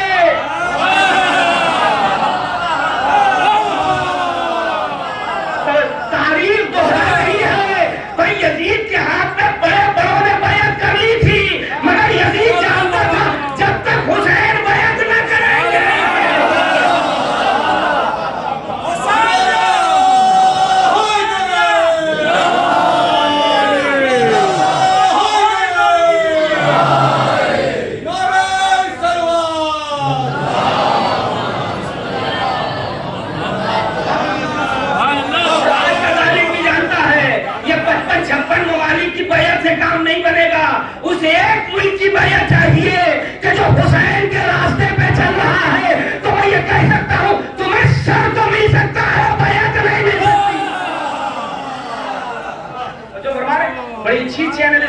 بڑے اچھے اچھے یوٹیوبر سے اچھے لوگوں کو سنا کریے، اچھی فکر رکھنے والوں، یہ جملہ آپ کے حوالے کر رہا ہوں، جو آزاد مزاج رکھتے ہیں ان کو سنا کریے۔ کیا اچھی بات سوربھ شاہی نے کہی تھی، مجھے اچھی لگی، اس نے کہا کہ اصل میں دیکھیے وہ کچھ دن رہے بھی ایران میں، تو انہوں نے کہا کہ میں ایران میں رہا بھی، اصل میں معاملہ یہ ہے کہ آپ لوگ اوپر کی اسٹڈی کر رہے ہیں، آپ لوگ اوپر کی اسٹڈی کر رہے ہیں، آپ کو خامنہئی کی شہادت سمجھ میں نہیں آئے گی۔ وجہ کیا ہے؟ وجہ یہ ہے کہ آپ ان کی آئیڈیالوجی سے آشنا ہی نہیں ہیں۔ میں کیسے عرض کروں آپ کے سامنے؟ یعنی یہ کون کہہ رہا ہے؟ ایک وہ انسان کہہ رہا ہے جس کا تعلق ملت اسلامیہ سے نہیں ہے، وہ یہ کہہ رہا ہے کہ اصل میں آپ آئیڈیالوجی ہی نہیں سمجھتے ہیں، ان کا تعلق ہے کربلا سے، اور جہاں تک میں جانتا ہوں، اربعین میں میں گیا یا میں نے کربلا کے جو مناظر دیکھے، یہ وہ قوم ہے جس نے کسی زمانے میں ظالم کے آگے سرنڈر کیا ہی نہیں ہے۔ کاش میں اپنی بات پہنچا لے جاؤں، یعنی اصل میں معاملہ ہے اقتدار تک پہنچنے کا۔ بڑا اچھا جملہ خلیل جبران خلیل کا ہے، اگرچہ لوگ اپنے اپنے انداز سے پیش کرتے ہیں۔ خلیل جبران خلیل نے کہا کہ کسی کی حقیقت تب کھلتی ہے جب وہ برسر اقتدار پہنچ جائے۔ میں کیسے عرض کروں آپ کے سامنے؟ کسی کی حقیقت تب کھلتی ہے جب وہ برسر اقتدار پہنچ جائے، تو زمانہ دیکھے کہ جب بھی غدیر سے تعلق رکھنے والے برسر اقتدار پہنچے ہیں تو انہوں نے کیا کیا ہے، اور غیر مکتب سے تعلق رکھنے والے جب اقتدار پہنچے ہیں تو کیا کیا ہے۔ وہ کل بھی اپنوں سے لڑ رہے تھے، کبھی رسول اللہ سے لڑے، کبھی امام حسین سے لڑے، کبھی امیر المومنین سے لڑے، یعنی جن کے بڑے کل ان سے لڑ رہے تھے وہ آج بھی اپنوں سے لڑ رہے ہیں، اور کل جن کے بڑے یہود و نصارہ کے ہندوں سے لڑ رہے تھے وہ آج بھی یہود و نصارہ کے ہندوں سے لڑ رہے ہیں۔ صلاۃ علی محمد و آل محمد۔ سچو فرما رہے ہیں، قابل ہے وہ آپ اپنے ائمہ کو زیادہ جامع کبیرہ پڑھتے ہیں، اللہ ہم سب کو توفیق دے زیادہ جامع کبیرہ پڑھیں۔ علماء کا اصرار ہے زیادہ جامع کبیرہ پڑھنا چاہیے، ضرور پڑھنا چاہیے، جیسے زیادہ عاشورہ کی پابندی ویسے ہی زیادہ جامع کبیرہ کے بھی انشاءاللہ مجھے امید ہے تھوڑا ہی کر کے صحیح اس کو پڑھیں۔ علماء کرام کی موجودگی میں کہہ رہا ہوں، اس میں اصرار ہے بعض چیزوں کو۔ مثال کے طور پہ یہ کہا گیا ہے کہ زیادہ جامع کبیرہ میں فضائل و مناقب اہل بیت علیہ السلام بے تحاشا ہیں، لہذا زیادہ جامع علماء پابند ہے۔ خود آیت اللہ خمینی کے لیے ملتا ہے زیادہ جامع کبیرہ کا پابند، آیت اللہ خامنہئی شہید آیت اللہ خامنہئی زیادہ جامع کبیرہ کے پابند۔ اس زیارت میں وہ راقی اور سامی مطالب بیان ہوئے ہیں کہ یہ کہا گیا کہ اس زیارت کو پڑھنے سے پہلے انسان کو چاہیے اللہ اکبر تکبیر بلند کر، اللہ اکبر، یعنی ایسے عالم مطالب ہیں کہ پہلے اللہ کی کبریائی کا اعلان کر لے، چونکہ آل محمد کی بڑائی وہی سمجھ سکتا ہے جو اللہ کی کبریائی کا اقرار کرتا ہو۔ جب تک اللہ کی کبریائی کا اقرار نہ کر دے، مقامات اہل بیت علیہ السلام اس کو سمجھ میں آنے والے نہیں ہے۔ توجہ میرے عزیزوں، تو اس میں ایک عجیب، یعنی یوں تو آپ تفصیلی زیارت ہے، اس میں ایک چیز کہا گیا، السلام علیکم یا قادۃ الامم، اے امت کی قیادت کرنے والوں تم پر ہمارا سلام۔ اب میں نے اس کی جا کے دیکھا شرح سید عبداللہ شوبر کی شرح میں دیکھ رہا تھا، تو اس میں بڑی عجیب چیز ملی کہ دیکھیں قیادت کے لیے اور بھی الفاظ استعمال ہوتے ہیں، یعنی سرداری کے لیے، قوم کی سرداری کے لیے اور بھی الفاظ استعمال ہوتے ہیں۔ دیکھیں میں دھیرے پڑھوں گا، لیکن مجھے توجہ ایک آدمی کی چاہیے، کیونکہ یہ جو میں کہہ رہا ہوں یہ یوٹیوب کی اڑائی بھی نہیں ہے، محنت کی ہے جو میں آپ کے سامنے بیان کر رہا ہوں۔ دیکھیے قائد ایک ہوتا ہے، قائد قیادت کرنے والا، سرداری، بہت محسوس ہوں گے انشاءاللہ، اگر آپ سنیں گے بہت محسوس ہوں گے۔ قائد مطلب قیادت کرنے والا، سرداری کرنے والا، صحیح۔ اسی کے پہلے ایک لفظ استعمال ہوتا ہے سائق، یعنی کلاسک عربی، جدید عربی اور قدیم عربی میں اگر آپ دیکھیں تو اب جدید عربی میں سائق کے معنی ہوتے ہیں ڈرائیور، گاڑی چلانے والے کو سائق کہتے ہیں، الحمدللہ بعض لوگ عرب میں بھی نہیں جانتے، سائق یعنی گاڑی چلانے والا۔ لیکن سائق کے جو لغوی معنی ہے، سائق بھی جو ہے وہ قیادت کرنے والے کو کہتے ہیں، سرداری کرنے والے کو کہتے ہیں، اور قائد بھی سرداری کرنے والے کو کہتے ہیں۔ یہ چیز آپ بہت مشہور ہوئی، آپ نے بھی سنا ہو شہید کے حوالے سے، چونکہ یہ اصل میں یہ وہ لوگ تھے جنہوں نے صنعت کے ساتھ غلامی کی ہے مولا کائنات، اس لیے آپ کے سامنے بیان کر رہا ہوں، آپ نے بھی سنا ہوگا۔ سب سے پہلی چیز تو میں بیان کر دوں، جب مباہلہ کا میدان آیا اور پیغمبر گئے ہیں، پورا واقعہ مجھے نہیں پڑھنا، بس تھوڑا سا آپ کی یادداشت کو مجھے ہلکا سا ایک آپ کو اشارہ دینا ہے تاکہ آپ کے اذہان عالیہ آمادہ ہو جائیں اس فکر تک پہنچنے کے لیے جہاں تک میں آپ کو لے جانا چاہتا ہوں. مواضع کے میدان میں کیا ہوا؟ پیغمبر اسلام اپنے گھر والوں کو لے کے گئے تھے نہیں لے کے گئے؟ آپ ہمارے ساتھ ہیں شاید میرے ساتھ ہیں. پیغمبر اپنے گھر والوں کو ساتھ میں لے کر کے گئے. تاریخ یہ کہتی ہے اور ارباب سیر و تاریخ نے لکھا کہ جو قسیس تھے وہاں پر جو ان کے مذہبی اور دینی جو رہنما تھے عیسائیوں کے نصارے نجران کے، انہوں نے اپنے کارندوں سے کہا کہ دور سے دیکھو کہ مباہلہ کرنے کے لیے پیغمبر کن کے ساتھ آ رہا ہے. اگر میں اپنی بات پہنچا پا رہا ہوں، یہ دیکھو کن کے ساتھ آ رہا ہے. اگر پیغمبر اپنے گھر والوں کے ساتھ آئیں، خبردار مباہلہ نہ کرنا، ہم کو پہلے ہی بتا دینا. اور اگر گھر والوں کو چھوڑ کر کے مطلب ادھر کے ادھر کے لے کر کے آ کر کے تو پھر دیکھا جائے گا. تو تاریخ یہ کہتی ہے کہ دور سے لوگوں نے دیکھا اور دیکھنے کے بعد جا کر کے بتایا ارے وہی ہوا جس کا خوف تھا، وہ تو اپنے گھر والوں کے ساتھ آ رہے ہیں. اور اس کے بعد جملہ ہے واللہ نر الوجوہ لو قالت الجبال لترکت مکانہا. خدا کی قسم پیغمبر کے ساتھ ایسے چہرے دیکھے جا رہے ہیں کہ اگر پہاڑوں سے کہہ دے تو پہاڑ اپنی جگہ چھوڑ دیں. تو یعنی پیغمبر جو لے کر کے گئے وہ اپنے گھر والوں کو لے کر کے گئے. میں کیا عرض کر رہا ہوں آپ کے سامنے. آپ آگے بڑھ جائیے، امام حسین علیہ السلام میرے ساتھ رہیے گا، بہت محسوس ہوں گے. امام حسین علیہ السلام کو دیکھیے. امام حسین علیہ السلام نے مدینہ چھوڑا، مکے گئے. صحیح. تو مکے میں بعض اگرچہ ہمدردی اب جو بھی بہرحال تاریخ کی اپنی ایک ساری چیزیں ہیں، تاریخ میں ذکر ہے کہ بعض لوگوں نے آ کے ہمدردی کے نام پہ کہا ہے آپ گھر والوں کے موقع کو اپنے گھر والوں کو تو نہ لے کے جائیے کم سے کم. تو جو فرما رہے سیرت سے سیرت ملائیے. امام حسین نے اپنے نانا کی سیرت اختیار کی. کل اگر نانا اپنے گھر والوں کو لے کر کے نہ گئے ہوتے تو آج میں بھی اپنے گھر والوں کو لے کے نہ جاتا. اس کا مطلب جو اپنی آئیڈیالوجی کا سچا ہوتا ہے وہ پہلے اپنے گھر والوں کو آگے رکھتا ہے. وہ پہلے اپنے گھر والوں کو آگے رکھتا ہے. قائد الامم کیوں کہا گیا، سائق کیوں نہ کہا گیا؟ قائد و سائق میں ایک فرق ہے. کہا دیکھیے سائق میں یہ ضروری نہیں ہے کہ وہ جو سرداری کر رہا ہو وہ خطرے کے وقت بھی آگے بڑھے. وہ یہ بھی کر سکتا ہے کہ ملت کو آگے کر دے، خود کسی اور ملک میں بھاگ جائے. مگر قائد اس سرداری کرنے والے کو کہتے ہیں جو ملت کو آگے بڑھاتا ہے اور جب کوئی خطرہ دیکھتا ہے تو اپنے سینے کو پیش کر دیتا ہے. زمانہ پوچھے گا خامنائی بنکر میں کیوں نہیں گئے؟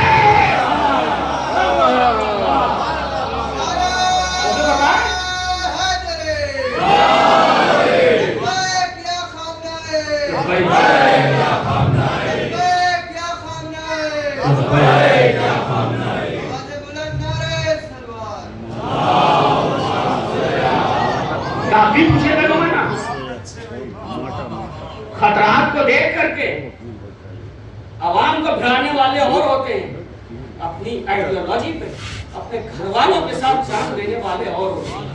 یہ مکتب سیف زون میں چلے جائیے، محفوظ مقام پہ چلے جائیے. عجیب جملہ آپ نے کہا کہ اگر اس ملک کے 90 ملین افراد کے لیے بات کر سکتے ہو تو مجھے کہو جانے کے لیے. اللہ اکبر. اس لیے کہ یہ قیادت کا سلسلہ جا کے غدیری قیادت سے ملتا ہے. اب آپ نے واہ واہ تو کر دی، لیکن میں چاہ رہا ہوں ایک دو بار ذرا آپ سے بھی کر لوں، ذرا دو ہاتھ ہو ہی جائے. صلوات پڑھیں محمد والا. اس لیے کہ مسلسل محفلوں میں تو میں بھی آ رہا ہوں. جتنا مذاق اڑایا جا سکتا تھا محفلوں میں، اچھی آوازوں کا، اچھی تحریک کا اتنا مذاق ہم نے اڑایا. جنگ کی بہت سخت بات کہنے جا رہا ہوں، اگر گرا گزرے معاف کیجیے گا. لوکل پروڈکٹ ہوں میں کہہ سکتا ہوں، اگر گرا گزرے تو معاف کیجیے گا. گزر جائے تو گزر جائے، کبھی کبھی کڑوی پی لیا کریں، یہ فائدہ کرتی ہے. انشاءاللہ شفایاب ہو جائیں گے آپ سے. البتہ مائے الفت علی کیا کریے. صلوات پڑھیں محمد والا. میں ایک چھوٹی سی بات کر رہا ہوں. بہت میرے بزرگ علماء کرام تشریف فرما ہے اور اگر قابل اصلاح ہے تو میں ان کو وہ حق رکھتے ہیں کہ اس منبر پہ مجھے ٹوک. آپ مجھے ایک بات بتائیے، یہ اتحاد کی جو آواز اٹھ رہی تھی یہ کون اٹھا رہا تھا؟ یہ دانش اٹھا رہے تھے. حجت الاسلام مولانا علی رضا صاحب اتحاد کی آواز اٹھا رہے تھے. یہ شاہین صاحب اٹھا رہے تھے اتحاد کی آواز. یا آپ کے درمیان اتحاد کی آواز کون اٹھا رہا تھا؟ لکھنؤ کا کوئی مولوی اٹھا رہا تھا؟ دلی کے شاہی امام صاحب اٹھا رہے تھے؟ اتحاد کی آواز کس نے اٹھائی؟ راجہ کرام نے تو اٹھائی نا.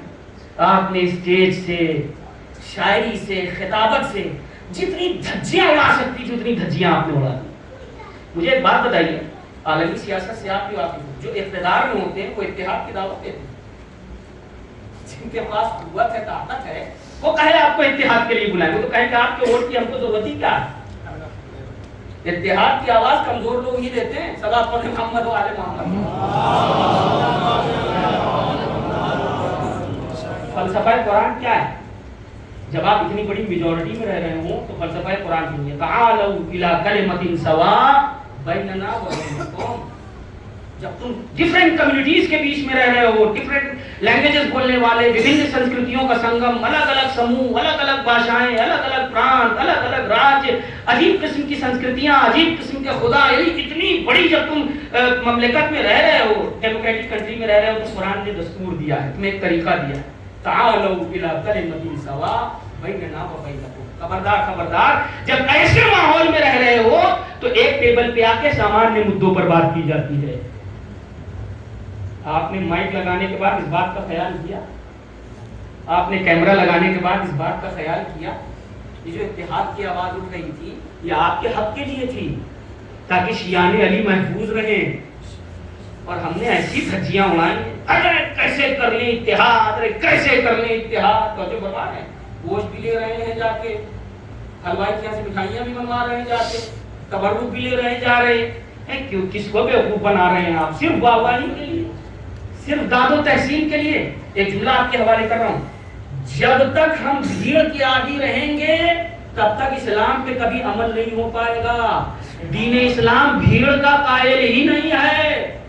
دین اسلام آئیڈیالوجی پہ چلنے کا ہے. بھائی آئیڈیالوجی پر چلو، زمانہ تمہارے ساتھ ہو یا نہ ہو. تو یاد رکھیے گا، جو اتحاد کی آواز اٹھ رہی تھی یہ کون کہا رہا تھا؟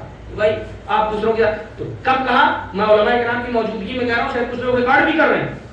کب کہا تھا یہ کہ کئی بار آیت اللہ خامنہئی، شہید آیت اللہ خامنہئی نے اس بات کی وضاحت کی کہ ہم جس اتحاد کی طرف بلا رہے ہیں اس کا مطلب یہ نہیں ہے کہ شیعہ سنی ہو جائے یا سنی شیعہ ہو جائے.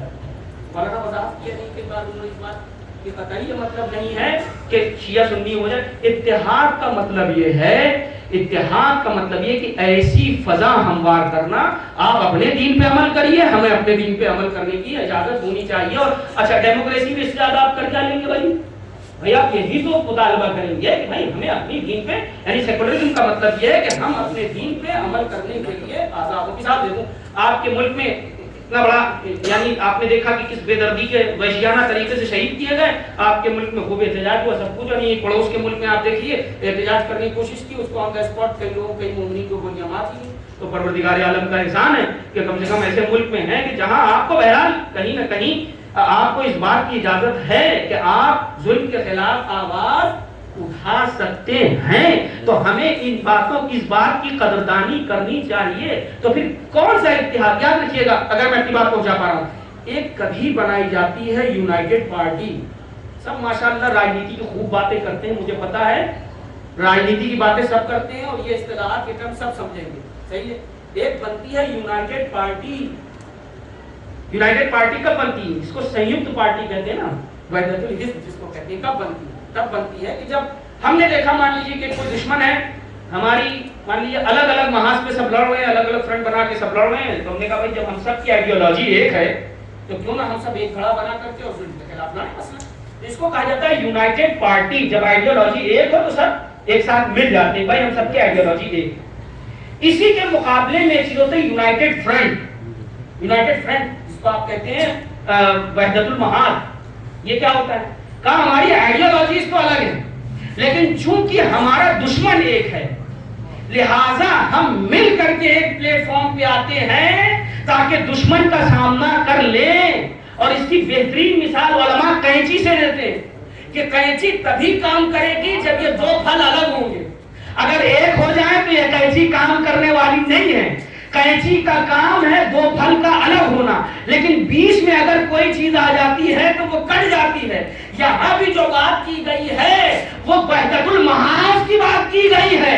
یعنی آپ کی آئیڈیالوجی دوسرے کے ساتھ ضروری نہیں ہے کہ میچ کرے، لیکن اگر آپ دیکھیے کہ کوئی انسانیت کا دشمن ہے، اگر آپ دیکھیے کہ کوئی مکمل طریقے سے دہشت گردی کر رہا ہے، اگر آپ کوئی حقوق انسانیت کو پامال کر رہا ہے تو اگر ضرورت پڑ جائے تو آپ کسی پارٹی کے ساتھ اتحاد کرنے میں گریز نہ کریے. یہی وہ پیغام تھا جو مراجع کرام کل بھی دے رہے تھے, مراجع کرام آج بھی دے رہے ہیں. اب اور بات کہہ رہا ہوں, لہذا اب اگر کوئی شاعر کوئی ذاکر آ کر کے اس طرح کی بات کہے تو آپ یہ سوال کم سے کم ایک آدمی جو کھڑا ہو کے سوال کرے, حضور یہ بتائیے اتحاد کی آواز کون دے رہا ہے, کون کہہ رہا ہے اتحاد کرنے کی؟ کیا اتنی بھی بیداری ہمارے لیے ضروری نہیں ہے کہ ہم بیدار ہو جائیں, توجہ میں رہتی اور ہم ان چیزوں کو سمجھیں کہ نہیں, ہم گراؤنڈ ریئلٹی آ کر کے دیکھیں گے سچائی کیا ہے. آج آپ دیکھیے جس طریقے سے وہ ایک شہادت ہوئی, شاید آپ کو نہیں, میں اپنے آپ کو کہہ رہا ہوں, دنیا میں اور بھی مظالم ہوتے ہیں, یہ ہماری کمی ہے کہ ہم ہر جس طرح کھڑا ہونا چاہیے ہم سامنا نہیں کرتے. لیکن آپ دیکھیے ایک وہ آواز جو خالصۃ لوجہ اللہ فی سبیل اللہ آواز اٹھ رہی تھی مظلوم کی حمایت میں. یہ بتائیے شہادت کے بعد کتنے وہ لوگ جن کا دور دور تک ملت تشیع سے کوئی تعلق نہیں, انہوں نے احتجاج کیا یا نہیں کیا؟ یہ کیا آپ نے, ہم نے جا کر کے ان کو کوئی وظیفہ دیا ہے, ہم نے ان کو کوئی پیمنٹ دیا, ہم نے یا اللہ خامنہئی نے ان کا کوئی ماہانہ کچھ جا کر کے دے دیا ہو کہ تم احتجاج کرو؟ نہیں. اس شہادت کے ذریعے ایک بار واضح ہو گئی, جو اللہ کے لیے کام کرتا ہے اللہ اس کی شہادت کو گلی گلی پہنچا دیتا ہے, گوشہ گوشہ پہنچا دیتا ہے. اب اس میں مذہب کی قید نہیں ہوتی, ملت کی قید نہیں ہوتی, ہر وہ کہ جو اپنے کو انسان سمجھتا ہے وہ ظلم کے خلاف گواہ ہو جاتا ہے. صلوات پڑھیں محمد و آل محمد. اور بات ہے, غور کرنا چاہیے. ہمارے شہر فتح پور میں یعنی ایک مدت پہلے آپسی اختلاف ہوا اور شیعہ سنی کے بیچ میں ایک مدت پہلے بہت بڑی زبردست جنگ ہوئی, اور ابھی یہ شہادت کے بعد آپ یقین نہیں کریں گے کہ شیعہ پیچھے رہ گئے اور ہمارے برادران اہل سنت نے ایک بڑا اور مارکت العرا جلوس نکالا اور انہوں نے تمام ظالم حکومتوں کے خلاف نعرے لگائے. مجھے ایک بات سمجھ میں آئی, امام حسین علیہ السلام نے ایک عجیب جملہ کہا تھا کربلا میں کہ یا شیعت آل ابی سفیان ان لم یکن لکم دین کونوا احرارا فی دنیاکم. اے فلاں ابن فلاں کے شیعوں, اگر تمہارا کوئی دین نہیں بھی ہے تو کم سے کم دنیا میں مرد آزاد بن کر کے جیو.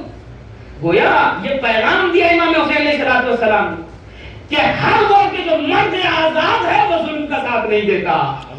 یعنی اس میں قید ہی نہیں ہے, توجہ میرے, اس میں قید ہی نہیں ہے کسی چیز کی, کسی ملت کی, کسی مذہب کی. ہر وہ کہ جو آزاد مزاج رکھتا ہے وہ ظلم کی مخالفت کرتا ہے. آپ عالمی دیکھ رہے ہیں, عالمی جو گنڈا کرتی ہے سب اپنی آنکھوں سے دیکھ رہے ہیں. ماشاءاللہ آپ کے علاقے سے تعلق رکھنے والے بہت سارے افراد ہیں جو باقاعدہ طور سے اپنی آوازوں کو بلند کر رہے ہیں. آپ دیکھ رہے ہیں, ساری چیزوں کو اپنی آنکھوں سے دیکھ رہے ہیں. مکمل پوری کوشش یہ ہے کہ کسی صورت سے اس کا خاتمہ کر دیا جائے. مگر زمانے نے دیکھا, میرا بڑا جملہ ہے, میں برابر کہتا ہوں کہ دیکھیے آئیڈیالوجی کی جو جنگ ہوتی ہے وہ اسلحوں سے کہیں زیادہ حوصلوں پر مبنی ہوتی ہے.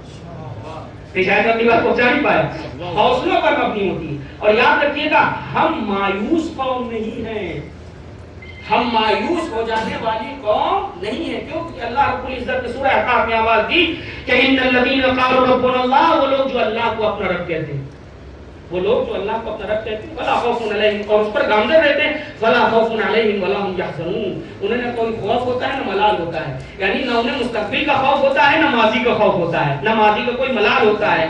یاد رکھیے گا ہم نے جہاں سے اپنی رہبریت کو قبول کیا ہے, یہ احسان اور لطف ہے پروردگار کا کہ آپ ایک پوری لسٹ تیار کر لیجئے. آپ کو نہیں ملے گا کہ ملت تشیع کی رہبری نے کسی زمانے میں ظالم سے کوئی کمپرومائز کیا. جو کاظم میں آپ کا تعلق ہے بت شکن سے نہیں. علامہ اقبال, مجھے مصرے یاد آ رہے ہیں, عجیب انداز سے علامہ اقبال نے کہا می شناسی معنی کرار چیز. اللہ شہید ایت اللہ خامنہئی نے ایک مقام پر جو ہے وہ علامہ اقبال کے مصروں کو پڑھا تھا. میں ان کی روح کے بلندی درجات کے لیے پڑھ رہا ہوں آپ کے سامنے. عجیب طرح سے کہا کہ می شناسی معنی کرار چیز. علامہ اقبال کہہ رہے ہیں کہ جوانوں سن رہے ہو نا, علامہ اقبال کہتے ہیں کہ جانتے ہو کہ کرار کے معنی کیا ہے؟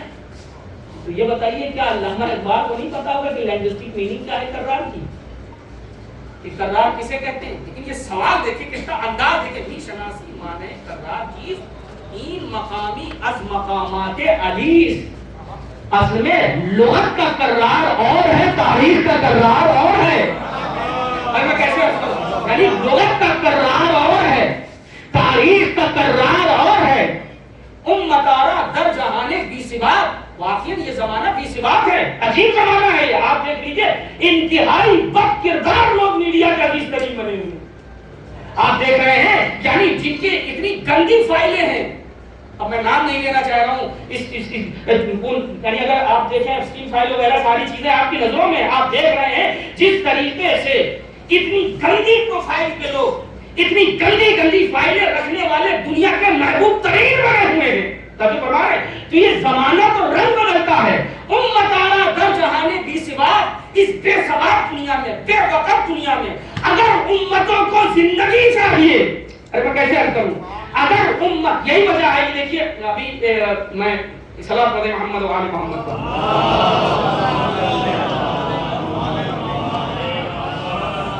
ایک اور صلوات پڑھیے، میں بتا ہی دوں آپ کو.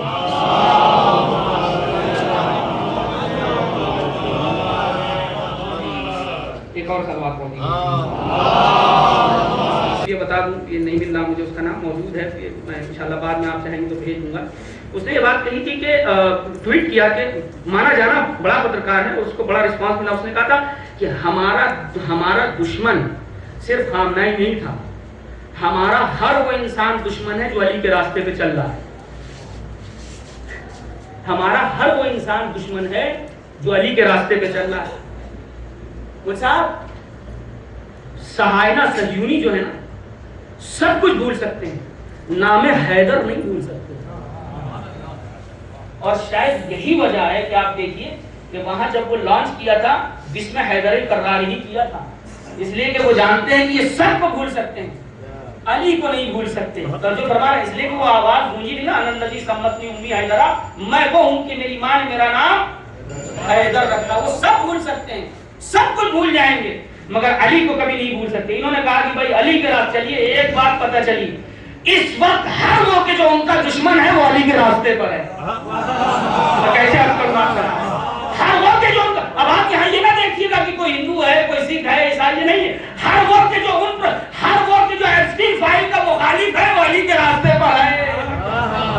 وہ علی کے راستے پر مطمئن ہو جائیے کہ وہ علی کے راستے پر ہے. دنیا میں دو پروفائل کے لوگ ہیں، یا حسینی پروفائل کے لوگ ہیں یا ایپسٹین فائل کے لوگ ہیں.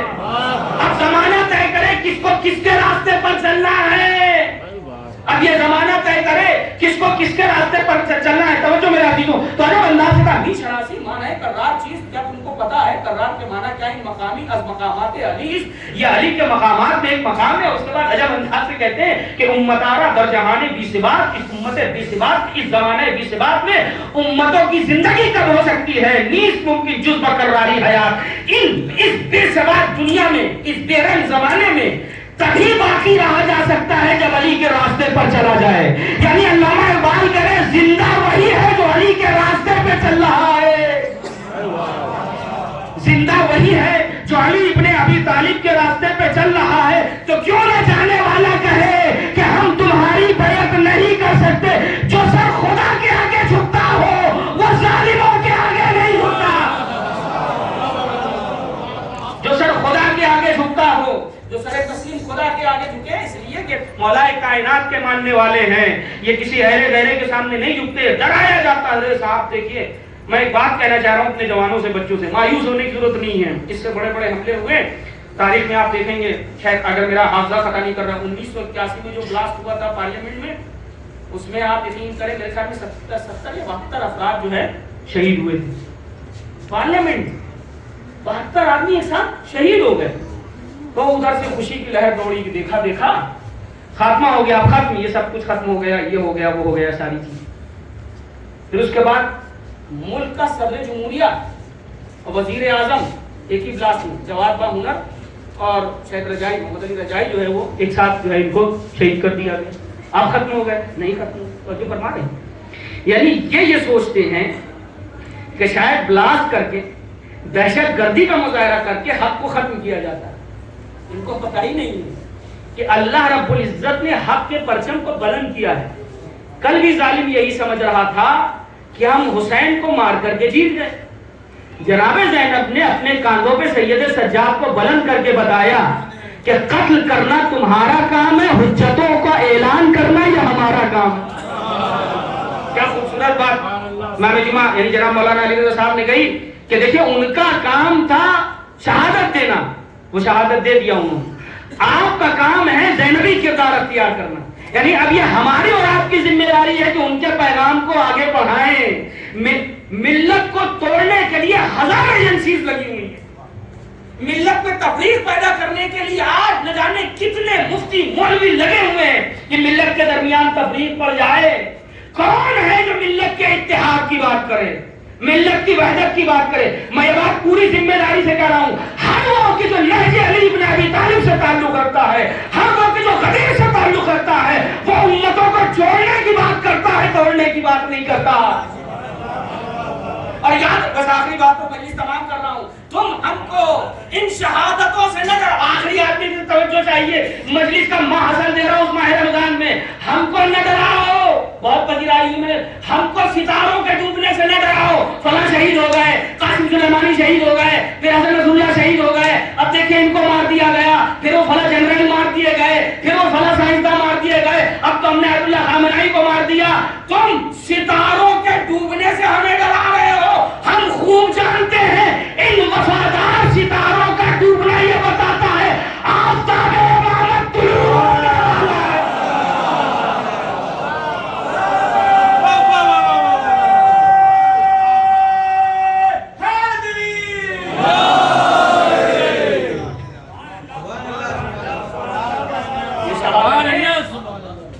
فرزند زہرا کی آمد کی نوید ہے، پروردگار اس انقلاب کو اس انقلاب فرزند زہرا سے ملا۔ میں بات پورے اطمینان کے ساتھ کہہ سکتا ہوں، ہم گھبرانے والی قوم نہیں، پروردگار عالم نے اہل حق کے پرچم کو بلند کیا ہے، بلند تھا، بلند ہے، بلند ہے۔ آپ کے لیے سرخرو ہونے کا وقت ہے، یہ ذمہ داری آپ کی بنتی ہے۔ آج کے بعد آپ کے درمیان اگر کوئی ایسا آئے کہ جو اس طرح کی بات کرے، ٹھیک ہے توہین نہ کریے اس کی، لیکن کم سے کم سوال تو بنتا ہے نا، سوال تو آپ کریں گے نہیں کریں گے ان سے کہ بھائی آپ جو کام کر رہے ہیں یہ کون سا کام ہے، ملت کی فلاح بہبود کے لیے کام کر رہے ہیں یا ملت کی قبر کھود رہے ہیں؟ جو فرما رہے تھوڑی دیر کے چکھاروں کے لیے، تھوڑی دیر کی واہواہی کے لیے اللہ کے واسطے اتنی بڑی بڑی تحریک کو ضائع نہ کریے۔ آپ نے اور ہم نے نہیں لوگوں کو یہ بتایا کہ اتنے لوگ شہادت کے وقت نکل پڑے بلا تفریق مذہب و ملت، یہ اس آواز کا اثر تھا۔ تبھی میں نے مولا کائنات کی وہ وصیت پڑھی، کونا للظالم خصما وللمظلوم عونا، دیکھو ہمیشہ ظالم کے خلاف رہنا، مظلوم کی حمایت کرنا۔ یہ اگر ہمارے ذہنوں میں سوال اٹھتا ہو کہ فلسطین کی کیوں حمایت کی آواز اٹھ رہی ہے، غزہ کی حمایت کی کیوں آواز اٹھ رہی ہے، فلاں کی حمایت کی کیوں آواز اٹھ رہی ہے، تو ہمیں اس بات کو سمجھنا چاہیے، مظلومیت کی حمایت منہ دیکھ کے نہیں کی جاتی ہے، مظلومیت کی حمایت اس کی مظلومیت کو دیکھ کے کی جاتی ہے۔ ہمیں اس بات کو سمجھنا ہوگا اور ہمیں اس بات کو جاننا ہوگا۔ اپنی بات کو تمام کر رہا ہوں کیونکہ ظاہر ہے کہ مسلسل سلسلہ ہے زاداری کا بھی اور وقت آگے بڑھتا چلا جاتا ہے۔ یہی مولا کائنات کا پیغام ہے۔ آپ نے وصیت، یہ ہماری ذمہ داری اتنی تو بنتی ہے کہ ان ایام میں ہم وصیت پڑھیں مولا کائنات، تاریخوں میں موجود ہے، آپ پڑھیں گے کہ جب جنگ صفین میں مولا کائنات نے رات رات بھر آنسو بہائے کہ بے گناہ مسلمانوں کا خون بہا۔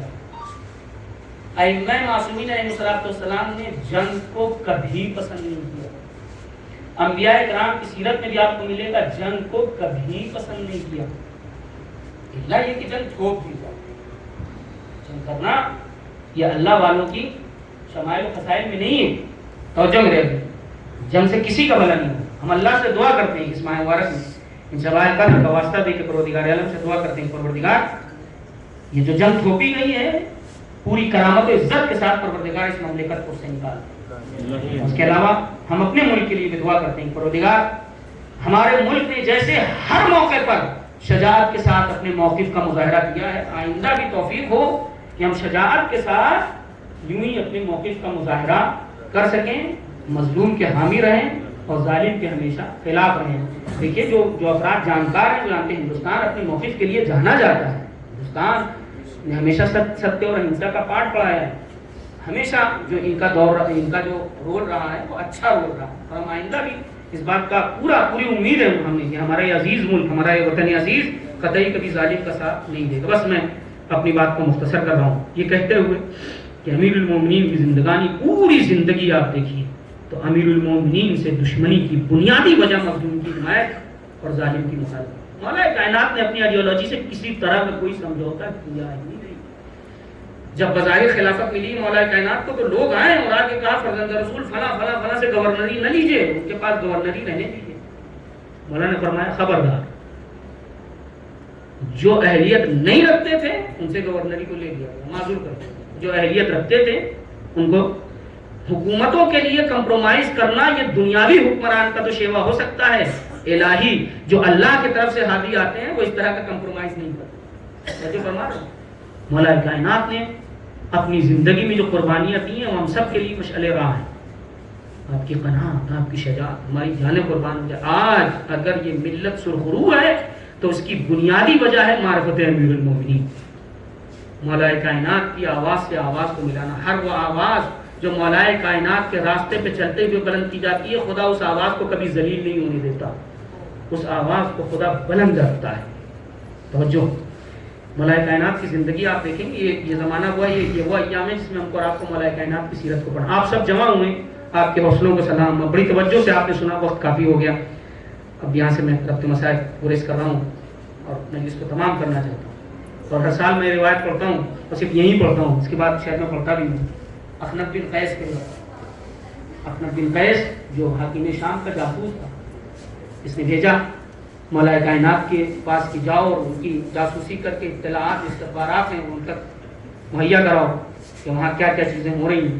اخنف بن قیس آیا ہے، کچھ دن مولا کائنات کے ساتھ رہا، اور اس کے بعد جب یہ واپس گیا تو تاریخ کہتی ہے کہ حاکم شام دسترخوان پہ بیٹھا ہوا تھا، کھانا لگا ہوا تھا، مرغن غذائیں تھیں، کئی قسم کے کھانے رکھے ہوئے تھے۔ اس کے بعد بھی حاکم شام نے کنیز کو حکم دیا کہ فلاں قسم کی ڈش جو ہے وہ لے کر کے آنی، کم سے کم نہیں تو 10 قسم کے کھانے تھے، اس کے بعد بھی فلاں جو ہے وہ خواہش کی کہ فلاں کھانا لے کر کے آؤ۔ تو اخنف بن قیس جو کہ خود جاسوس تھا حاکم شام، ساروں قطار ہونے لگا۔ حاکم شام نے پوچھا ارے تم حضور تو میرے جاسوس ہیں، یہ تمہارے گریے کی وجہ، تمہیں تو خوش ہونا چاہیے، تم علی کے پاس سے میرے پاس آ گئے۔ تو اخنف بن قیس نے کہا کہ اے حاکم شام، رونا اسی بات کا ہے کہ میں نے علی کو چھوڑا۔ اے حاکم شام، اتنے دن آپ نے افطاری کی، آپ کی کبھی ایسا ہوا کہ آپ کی پلیٹ میں صرف نمک اور روٹی آئی ہو، مثلا یا کھجور اور روٹی آئی ہو؟ افطار کرنے والا جو بھی انتظام کرتا ہے اس کی کوشش ہوتی ہے روزے داروں کے لیے بہتر سے بہتر انتظام کرے، ہے یا نہیں ہے؟ ہر انسان سوچتا ہے بھائی لوگ روزے سے رہیں گے، لائیے روزے داروں کے لیے بہتر سے بہتر انتظام کریں۔ السلام علیکم یا امیر المؤمنین، اخنف بن قیس کہتا ہے اے حاکم شام، 10 قسم کے کھانے تیرے دسترخوان پہ موجود ہیں، اس کے بعد بھی تو نے 11ویں قسم کا کھانا مطالبہ کر لیا۔ میں قسم کھا رہا ہوں ذات پروردگار کی، میں نے علی کو ایک وقت میں 2 غذا لیتے ہوئے نہیں دیکھا۔ یہ دشمن اعتراف کر رہا ہے، نعرے مولا کائنات کی قناعت، مولا کائنات کی قناعت کا کیا مقام، کیا منزلت، اللہ اکبر۔ اور آپ ملا لیجیے، یہ تو دشمن نے اعتراف کیا۔ کبھی کبھی ایسا ہوتا ہے کہ باہر ہماری سیرت کچھ اور ہوتی ہے، ہمارے گھر کے معاملات کچھ اور ہوتے ہیں، شاید اسی لیے ہمارے یہاں نسلاً بعد نسل یہ واقعہ پڑھا جاتا ہے کہ جب جناب ام کلثوم کیا مہمان ہوا میرا مولا، اور جناب ام کلثوم نے جب افطار لا کے رکھا تو تاریخ کہتی ہے دودھ، نمک، جو کی روٹی اور پانی، تو فوراً مولا کائنات نے کہا بیٹی کیا دیکھا ہے، تمہارے بابا نے ایک وقت میں 2 غذائیں دی، کہا ایک غذا لے کر کے چلی۔ تو جناب ام کلثوم نے چاہا کہ میں نمک ہٹا لوں تاکہ بابا دودھ اور روٹی لے لیں اور اس سے کچھ تقویت ملے، تو مولا کائنات نے کہا نہیں بیٹی ام کلثوم، دودھ کو لے جاؤ، نمک کو رہنے دو۔ اللہ اکبر، یہ مولا کائنات کی سیرت ہے۔ کون اس سیرت پہ آپ ذرا سوچیں، کیا آسان ہے مولا کائنات کی سیرت پہ چلنا، آپ غور کریے۔ مگر میں اتنا بھی کہہ سکتا ہوں کہ دنیا و آخرت کی نجات ہے تو اسی سیرت پہ چلنے کے بعد ہے۔ آپ اپنی بیٹی کی یہاں مہمان ہوئے، تاریخ کہتی ہے اجرکم علی اللہ، کہ آپ کبھی اندر جاتے تھے، کبھی صحن خانہ میں آتے تھے، کبھی اندر جاتے تھے، کبھی صحن خانہ میں آتے تھے۔ چاہنے والی بیٹی تڑپ گئی بابا، کبھی آپ کا حال ایسا نہیں دیکھا. آپ نے بڑے بڑے پہلوانوں کا سامنا کیا, بڑے بڑے بہادروں کو پچھاڑ دیا. یہ آج آپ کے چہرے کی رنگت کیوں بدلی ہوئی ہے؟ آواز دی میرے تختے جگر میری بیٹی, کل مجھے سلطان السلاطین کی بارگاہ میں جانا ہے, مجھے مالک الملوک کی بارگاہ میں جانا ہے. یہی وہ رات ہے جس کا وعدہ رسول اللہ نے مجھ سے کیا تھا. آسمان کی طرف دیکھ کے کہتے تھے یہی وہ رات ہے جس کا وعدہ رسول اللہ نے مجھ سے کیا تھا.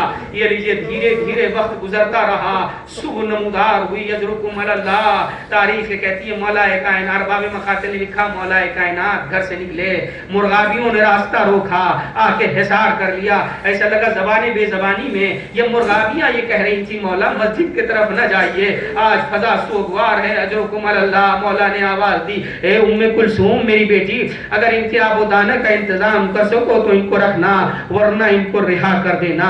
اللہ رے میرا مولا, ارے گھر میں پلی ہوئی مرغابیوں کا اتنا خیال کہ کہیں یہ بھوکی نہ رہ جائیں, کہیں یہ پیاسی نہ رہ جائیں. میں کہوں گا یا علی دہائی ہے, یہ سن 40 ہجری کا کوفہ ہے, آپ کو مرغابیوں کی پیاس کا بھی خیال ہے. مگر ہائے کربلا, وہ سن 61 ہجری, وہ کربلا کی بچوں کی پیاس, صدائے اللتش اللتش, مگر کوئی پانی کا انتظام کرنے والا نہیں تھا. جو کمال اللہ, تاریخ نے لکھا امام حسین چشماہے کو لے کے میدان قتال میں آئے, اور اسی مقام پہ تو مولا نے آپ کو یاد کیا ہے جس کو شاعر نے اپنے انداز میں کہا شیعتی مائن شریفتم معاذ بن فذکرونی, ہے میرے شیعوں جب کبھی ٹھنڈا پانی پینا تو میری پیاس کو یاد کر لینا. اور اس سمے تم دے غریبی نو شہید فندبونی, عالم غربت میں اگر کسی شہید کی خبر سننا تو میری شہادت کو یاد کرنا. اور اس کے بعد عجب انداز سے فرمایا لیتکم فی یوم عاشوراء جمیعا تنظرونی, اے کاش کہ تم سب عاشوراء کے روز ہوتے تو دیکھتے کیسے میں اپنے بچے کے لیے پانی مانگ رہا تھا, مگر ظالموں نے پانی کا جواب تیر سے شعبہ سے دیا.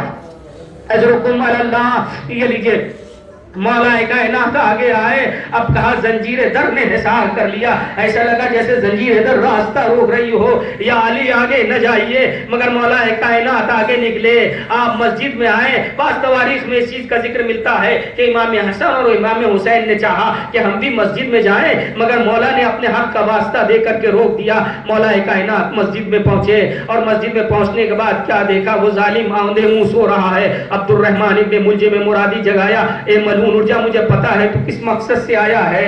اٹھ جا کہ اب نماز کا وقت قریب ہے. اور اس کے بعد آپ گلدستہ اذان پہ گئے, آپ نے اذان کہی. تاریخ کہتی جب مولا کائنات کی آواز کوفے کے فضا میں بلند ہوتی تھی, کوفے کے یتیم جمع ہو جاتے تھے, اور جمع ہو کر کے کہتے تھے ہاذا ابونا علی ابن ابی طالب, ارے یہی تو ہمارا باپ و سرپرست علی ابن ابی طالب ہے. مولا کائنات یتیموں کے سر پہ اس طرح دست شفقت کرتے تھے کہ بعض اصحاب رسول کا کہنا یہ ہے کہ ہم جب علی کو دست شفقت پھیرتے ہوئے دیکھتے تھے تو اس بات کی تمنا کرتے تھے اے کاش کہ ان یتیم بچوں کی جگہ ہم ہوتے, علی ہمارے سر پہ دست شفقت پھیرتے. اجرکم اللہ عزیزوں, تاریخ میں لکھا ہے مولا کائنات اذان دینے کے بعد مصلی پر تشریف لائے. ایک جملہ کہنے کا دل کرتا ہے عجب نہیں, اذان کی آواز سن کے جناب زینب تڑپ گئی ہو.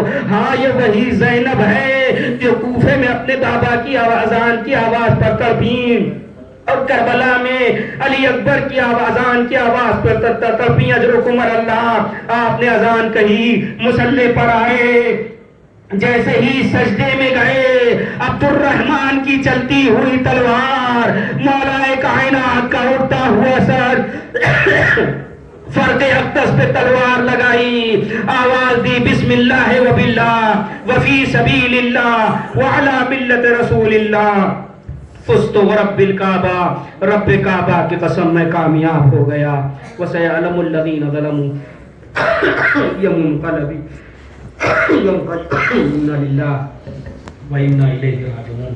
بضم بقضائه وتسلیم لامر الہی بحق الزہرا وابیها وبعلها وبنیها وسر المستودع فیها والعدد الذی معها. پروردگار کی جو واسطہ ہے محمد علیہ محمد علیہ السلام, ہماری سے عبادت کو شرط قبولیت بارالہ کی واسطہ ہے محمد علیہ محمد علیہ السلام کا دور پورا شعبے ہم سب کے ایمان کی حفاظت فرمائے, ہم سب کو سیرت امیر المومنین پہ چلنے کی توفیق دیں. بارالہ ہم کو ہماری نسلوں کو دوزدار اہل بیت بنا دے, بارالہ ہم کے دشمنوں سے بیزار رہنے کی توفیق دیں.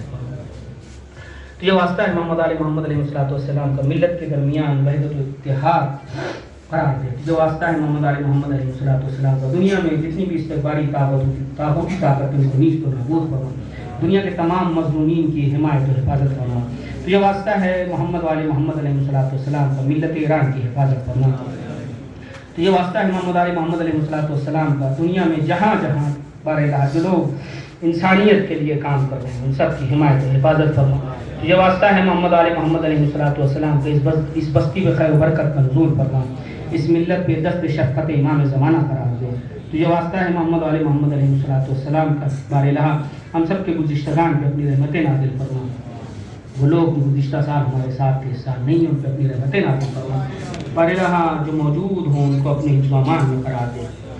بہترین دعائیں کے بارے میں ظہور میں تعجیل فرما. ان کے اصحاب و احوال میں ہم سب کا شمار ہے. گزارش ہے ایک مرتبہ سورہ ہم 3 مرتبہ سورہ اخلاص کی تلاوت فرما. بطول بیگم بنت جناب ذکی حسن اور مرحومہ نرگس فاطمہ بنت جناب حبیب حیدر ان کے ارواح